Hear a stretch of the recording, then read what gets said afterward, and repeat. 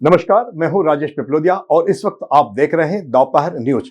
लगातार नई और ताजा जानकारियों के लिए हमारे चैनल को आप सबसे पहले सब्सक्राइब कर लीजिए पेश है एक खास खबर। इंदौर में खराब सड़कों को लेकर जनप्रतिनिधियों का आक्रोश अब खुलकर सामने आने लगा है।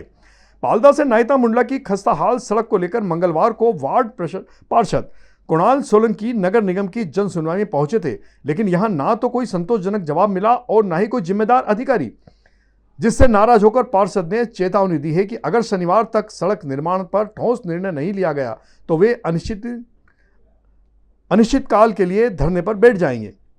इंदौर में खस्ताहाल सड़कों की तस्वीर किसी से छिपी नहीं है, लेकिन पाल्दा से नायता मुंडला मार्ग की बदहाल हालत अब जनप्रतिनिधियों की नाराजगी की सबसे बड़ी वजह बन गई है।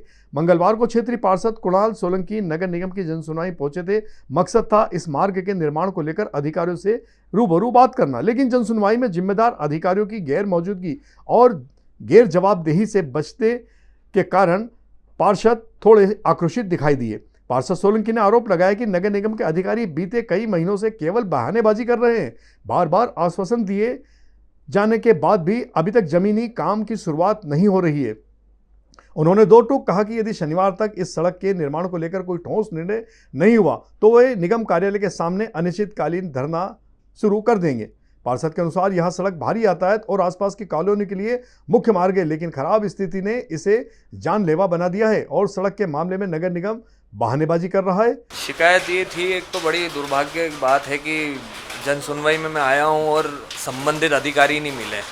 ये बड़ी एक दुर्भाग्य की बात है कि जन सुनवाई जब हमारी नहीं हो पा रही है तो जनता की क्या होगी जन सुनवाई।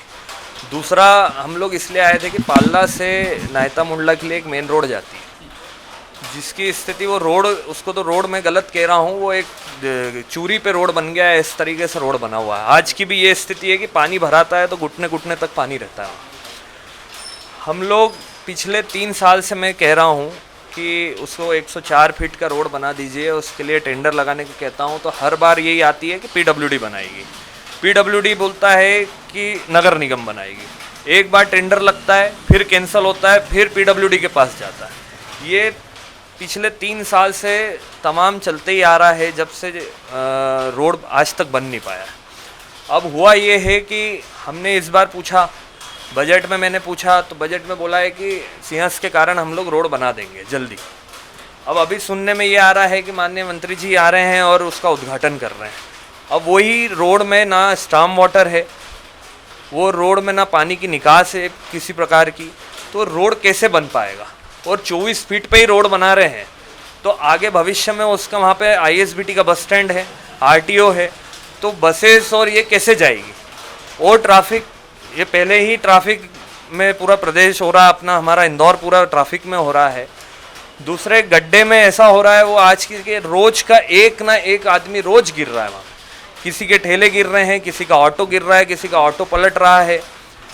डेली का हमको वहाँ पे जूझ रहा हूँ मैं। और आज हमको सारे हमारे जितने जनता है उन लोगों ने कहा है कि आप पहले एक बार आप हमारे लिए सुनवाई क्या कर रहे हैं। तो मैं आज जन सुनवाई में आया हूं, क्योंकि ऐसे में सुनवाई कर करके तो मैं थक चुका हूं। तो अब मैं जन सुनवाई का साधन लेके आया हूं।